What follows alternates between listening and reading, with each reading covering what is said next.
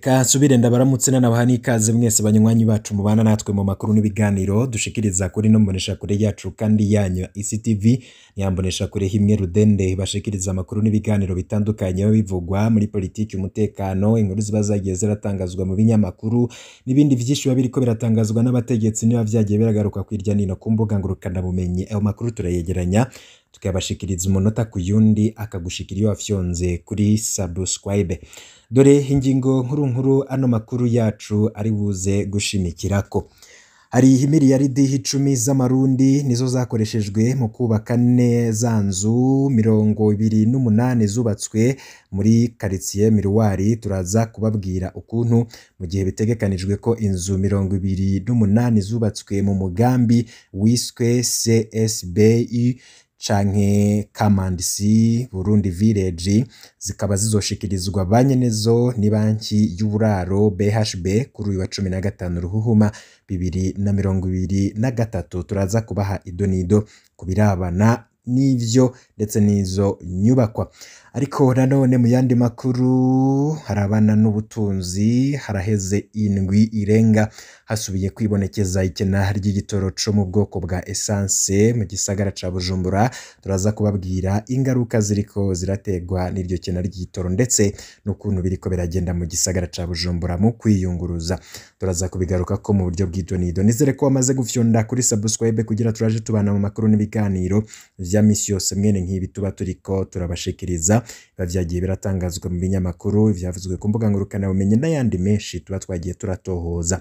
Kano makuru tuyatangurire kuri iyi irabana ni miliyaridi 10 z'amarundi ngo nizo zakoreshejwe mu kubaka za nzu 28 zubatswe muri quartier Miruware. Mu gihe bitegekanijwe ko izo nzu 28 zubatswe mu mugambi wiswe CSBI Village canke Kamandisi Burundi Village zizoshikirizwa banyenezo ni banki y'uburaro BHB kuri uyu wa 15 Ruhuma 2023. Fabrice Manirakiza yarahagarariye uwo mugambi akaba yabwiye Region Week dukesha ino nkuru ko izo nzu zatanzwe zose zatwaye uburyo bungana n'imiliyaridi 10 z'amafaranga y'amarundi. Niyo nkuru ya Sente Tonine ajejwe kumenyesha amakuru mu banki y'uburaro BHB amenyesha ko izo nzu 28 ziri mu bwoko butatu zikaba zubatswe muri quartier Miruware mu gisagara ca Bujumbura. Umurwi wa mbere ukaba ugizwe n'inzu zo mu murwi wa VVIP zubatswe zigerekeranye ku buringanire bwa are zitandatu zigizwe n'ivyumba bitanu. Imwe ikaba igugwa amafaranga angana n'imiliyoni 500 z'amarundi, no kuvuga ayababa amadolari 1,143.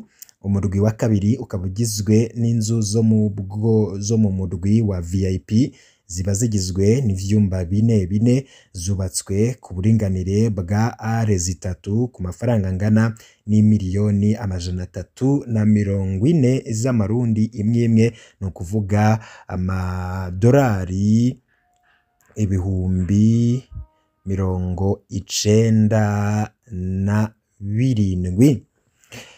Izo nzu rero nkuko muraza no kugenda murabibona mu murwi wa gatatu ukaba ugizwe n'amazu y'ivyumba bibiri yubatswe ku buringanire bwa are zibiri ku miliyoni 300 z'amafaranga y'amarundi imwe, no kuvuga amadolari 85,000 nkuko bibandanya bivugwa na Tonine. Mu baguze ayo mazu hagwiriyemwo abarundi, zikaba zigura uwo wese ashobora kuyiriha. Ikindi ngo nuko imigambi mweniyo izobandanya ikorwa ni banki y'uburaro BHB na cane mu mugambi w'uburaro rusangi. Nibiki mwomenya kuri uwo mugambi CSBU Village? Nkuko bimenyeshwa na Fabrice Manirakiza, ico kigwati kikaba cubatswe ku buryo gikingirwa bimwe bita gated community. ivyo rero bigatuma arico kigwati ca mbere cubatswe muri ubwo buryo hano mu Burundi. Umugambi wo kubaka ico kigwati ukaba wiyumviriwe ubwa mbere n'umusore w'imyaka 29 yari amaze imyaka 11 aba mu mahanga mu gihugu ca Australia imbere yuko agaruka mu Burundi mu mwaka wa 2018. Amaze kugaruka mu Burundi akaba yaciye atanga umugambi wiwe mw'ibanki BHB ica irawushima. Iyo banki ikaba yaciye isaba Fabrice Manirakiza kurondera abanywanyi canke abakiriya bayo mazu, hama bagaca bafata ideni muri iyo banki rizishurwa hagati y'imyaka 3 na 25 bivanye n'icorohera umunywanyi. Iryo deni rikaba ririhwa mu kwezi ku kwezi hagiye ko n'inyungu, ariko ubushoboye kugiriha icarimwe akaba aca ayatanga. Mukaba mwomenya ariko ko iyo banki BHB igumana urupapuro rw'iyo nzu propriété de la villa kugeza nyeneyo ahejeje kuriha ideni. Mu yandi makuru nk'uko nari nabikubwiye, tugaruke ku birabana n'ibura ry'igitoro mu gisagara ca Bujumbura.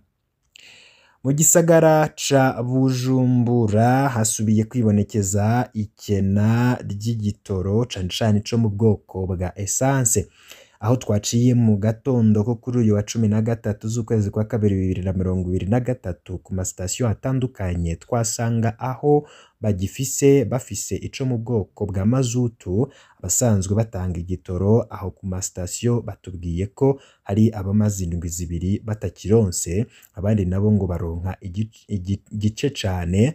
Abagendesha imodoka zinywa ico gitoro baridoga cane bakavuga ko ubuzi bwabo bwahagaze kandi badafise ibindi vyo gukora.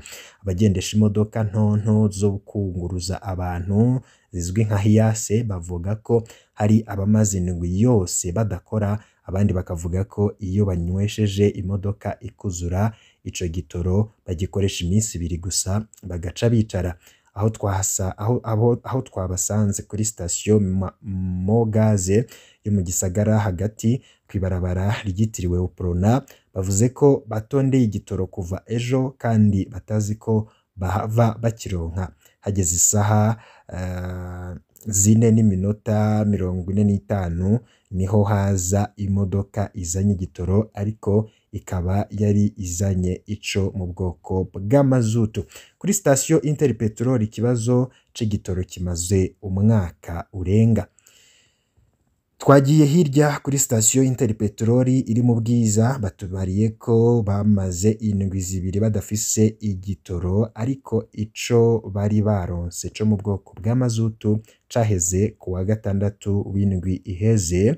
Bemeza ko mbere ikibazo kijanye n'ibura ry'igitoro kimaze umwaka urenga, mbere ngo hariho ipompo bahagaritse kubera atagitoro gikwiye baronka.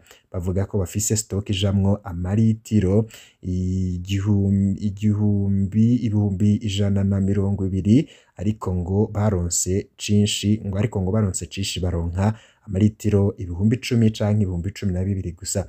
Kuri iyo sitasiyo nyene ipompo imwe ijamwo amaritiro 31,000 ngo baca bafata ico baronse bakagishira mu mapompo abiri kugira bagabanye imirongo y'imodokari. Babandanya bavuga ko no mu bubiko atakiriyo ngo muri iyo myaka 2 bagira bakwize hari ico kibazo. Rimwe na rimwe vyagiye birisubiriza, habura mazutu haboneka essence gutyo ngo ku munsi umwe barashobora kudandaza amaritiro 20,000, ariko ngo nayo nyene ntibakiyaronka. Abiyunguruza basaba iki? Bamwe mu basanzwe biyunguruza n'izo modoka bavuga ko ivyo bibaye batari bavyiteze, kuko baheruka harashizweho ingingo zikwiye kujanye n'ibura ry'igitoro. Bavuga ko bamwe bibagora gushika ku kazi ku masaha, cane abanyeshure bakavuga ko batoroherwa iyo bariko baja ku mashure. Ivyo nyene kandi ngo biribonekeza ku bagendesha amataxi, aho nabo bavuga ko ibura ry'igitoro ibura ry'igitoro ryabakozeko kandi bariko bahomba. Abo bene gihugu basaba leta kuraba ico yokora kugira ngo igitoro gisubire kuboneka neza, uruja n'uruza rusubire rumere nk'uko rwahora. Ivyo biruko mu gihe mu masaha yo mu gatondo no ku murango usanga aho amabisi ahagarara parikingi huzuye imirongo y'abantu abaja canke bava mu buzi hamwe n'abanyeshure, bica bituma haba imisunikano mu mabisi kurenza ibitigiri vy'abantu mu mamodokari hamwe n'ubusuma.